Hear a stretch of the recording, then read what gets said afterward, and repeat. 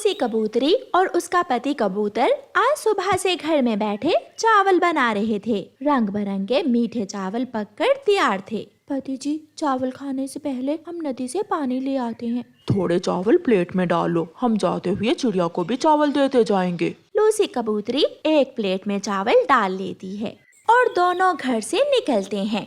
चिड़िया, चिड़िया बहन, दरवाजा खोलो। चिड़िया दरवाजा खोलती है। कबूतर भैया, चावलों की खुशबू आ रही है। हाँ चिड़िया, मैंने और तुम्हारे भाई ने आज मीठे चावल बनाए थे, सोचा तुम्हें भी दे जाते हैं। मेरे बच्चों को तो मीठे चावल बहुत पसंद हैं। उड़ती हुई गोरी कौवी कबूतर के घर के पास से गुजरती है। ये खुशबू कहाँ से आ रही है? ये तो चावलों की खुशबू है। देखती हूँ किसके घर में चावल बन रहे हैं। गोरी कौवी तोते के घर जाती है और दरवाजे पर दस्तक देती है। मैं सोया हुआ था, बताओ गोरी, क्या काम है? तोते तोते, मेरे भाई तोते, आज तुमने खाने में क्या बनाया है? मेरे पास एक अमरूद था, मैं तो वो अमरूद खाकर सो गया था। बड़ी चोंच वाले तोते, कभी कुछ और भी खा लिया कर, जब देखो अमरूद ही खाते रहते हो। मेरी मर्जी, जो दिल में आए मैं खाऊंगा, तुझे क्या काली कौवी। गोरी वहाँ से उड़ती है और कबूतर के घर के दरवाजे पर जाकर दस्तक देती है, लेकिन घर में कोई नहीं था, इसलिए कोई भी दरवाजा नहीं खोलता। यहाँ खुशबू बहुत तेज है, लगता है गंदी आंखों वाले कबूतर ने ही चावल बनाए हैं। खिड़की से देखती हूँ। गोरी कौवी खिड़की में से देखती है तो चूल्हे पर चावलों की हंडिया पड़ी थी। घर में कोई नहीं है। कबूतर और कबूतरी के आने से पहले पहले मैं उनके चावल खा जाती हूँ। गोरी कौवी बहुत मुश्किल से खिड़की के रास्ते कबूतर के घर में घुस जाती है और जाकर चावल खाने लगती है। चावल बहुत स्वादिष्ट थे, इसलिए गोरी कौवी खुद को रोक नहीं पाती। गोरी कौवी सारे ही चावल खा लेती है। गोरी वहाँ से निकलने ही वाली थी कि दरवाजा खुलता है। कबूतर और कबूतरी घर में आ जाते हैं। गोरी कौवी भागकर अलमारी के पीछे छुप जाती है। पति जी, चावलों की हंडिया खाली है, चावल कहाँ गए? कबूतर रोने लग जाता है। कोई चोर हमारे चावल चुरा कर ले गया। कौन है? वो कौन होगा? मुझे तो उस काली कौवी पर ही शक है, वही दूसरों के घरों में झांक झांक कर देखती है। मैं छोड़ूंगा नहीं उसे, मैं उसके पंख तोड़ दूंगा। गोरी अलमारी के पीछे छुपी सब सुन रही थी और डर रही थी। कबूतर लाठी उठाता है और गुस्से में अपने घर से निकलता है। कबूतर पूरे जंगल में घूमता है, लेकिन उसे कहीं भी गोरी दिखाई नहीं देती। दिखाई देती भी कैसे? गोरी तो कबूतर के घर में ही छुपी हुई थी। कबूतर, तुम यहाँ क्या कर रहे हो और ये लाठी क्यों उठा रखी है? गोरी कौवी मेरे चावल खा गई। मैंने बहुत मुश्किल से कई दिनों बाद चावल बनाए थे, वो सारे ही खा गई। कबूतर भैया, ऐसे शक ना करो, हो सकता है कोई और चोर आपके चावल चुरा कर ले गया हो। ये काम गोरी का ही है, मैं और मेरी पत्नी बहुत भूखे हैं। कबूतर भैया, आप गुस्सा जाने दे और आप घर जाइए, मैं आपके लिए दाना लेकर आती हूँ। चिड़िया अपने घर जाती है और दाना लेकर कबूतर के घर जाती है। लूसी और उसका पति कबूतर दाना खा लेते हैं। कबूतर भैया, आप चिंता ना करो, मैं 1-2 दिन तक मीठे चावल बनाकर आपके लिए भेज दूंगी। गोरी कौवी के पेट में दर्द शुरू हो जाता है, क्योंकि उसने तो पूरी हंडिया ही चावलों की खा ली थी। जब दर्द बर्दाश्त से बाहर हो जाता है तो गोरी की चीख निकल जाती है। बचाओ बचाओ, मेरे पेट में बहुत दर्द है। चिड़िया, कबूतर और लूसी डर जाते हैं। ये अलमारी के पीछे कौन है? जब वो देखते हैं तो वहाँ गोरी कौवी गिरी हुई रो रही थी। चोर पकड़ा गया, यही है वो चोर जिसने हमारे चावल खाए। कहाँ है मेरी लाठी? कहाँ है? चिड़िया प्लीज मुझे बचा लो, मैं तो पहले से ही मरी हुई हूँ। मेरे पेट में बहुत दर्द है, मैं दर्द से मर रही हूँ, मुझे बचा लो। कबूतर भैया, अब जाने दें और जल्दी से बुलबुल डॉक्टर को बुला कर लाएं। मेरे ही चावल खाए इस काली कौवी ने और मैं ही इसका इलाज भी करवाऊं? पति जी जल्दी जाओ, वो मर जाएगी। कबूतर जाता है और बुलबुल को साथ लेकर आता है। बुलबुल, मेरे पेट में यहाँ बहुत ज्यादा दर्द है। अगर पक्षियों के चावल अकेली खाओगी तो दर्द तो होगा ही। अब मुझे इसके पंख पर टीका लगाना होगा। इतना बड़ा टीका देखकर गोरी तो रोने लग जाती है। नाना बुलबुल, मेरे टीका ना लगाना। चिड़िया, इसका पंख पकड़ो। फिर रानो चिड़िया गोरी का पंख पकड़ती है। कबूतर पूंछ पर बैठ जाता है और बुलबुल डॉक्टर एक बड़ा सा टीका भरकर गोरी के पंख पर लगाती है। हाय, मर गई। अगर पहले पता होता तो कभी कबूतर के चावल ना खाती। गोरी, तुम हर बार भूल जाती हो और ज्यादा खा लेती हो। जब चिड़िया की खिचड़ी खाई थी तब भी तो तुम्हारे पेट में दर्द हुआ था, याद करो।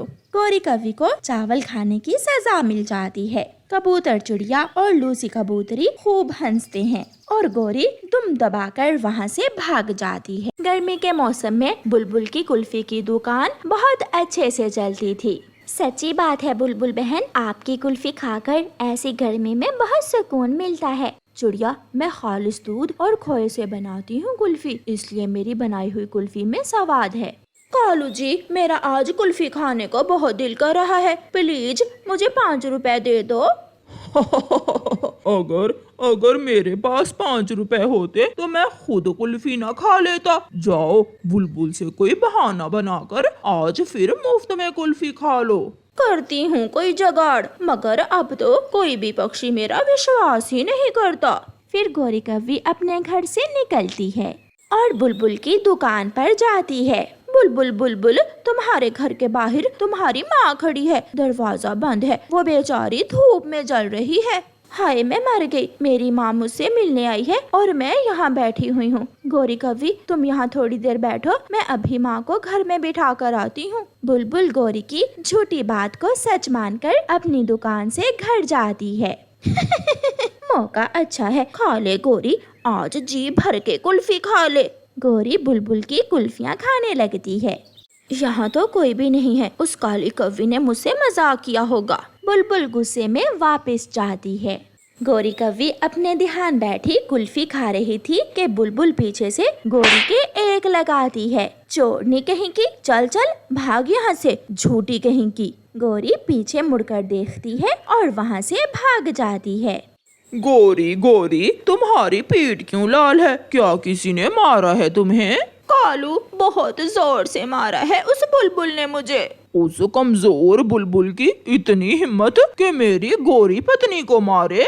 दूसरे दिन बुलबुल सब पक्षियों को अपने घर दावत पर बुलाती है, मगर कौवी और कौवे को नहीं बुलाती। पक्षी बुलबुल के घर में बैठे स्वादिष्ट स्वादिष्ट भोजन खा रहे थे। कौवा और कौवी खिड़की से बाहर बैठकर उन्हें देख रहे थे। बुलबुल बुलबुल, वो कौवे खिड़की में बैठे हुए हैं, उन्हें भी बुला लो। नहीं, वो कौवी और कौवा बहुत बुरे हैं, वो झूठे हैं, मैं उनसे बात नहीं करूँगी। बहुत बुरे हैं कौवे, मोटो बुलबुल कहीं की। कालू, अब तो इस बुलबुल की बच्ची का कुछ ना कुछ करना ही होगा।